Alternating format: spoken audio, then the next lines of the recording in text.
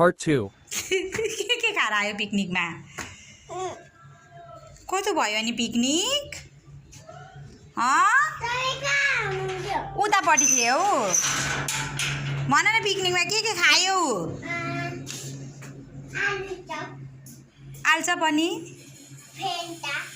अनि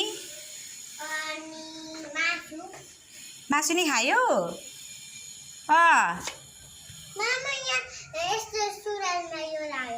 के लागेको त्यो उफ्रेर उफ्रियो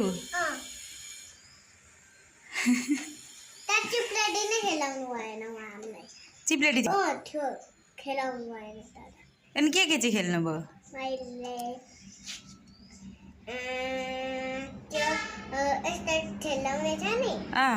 ठेलाउने त्यो खेलाउने छ नि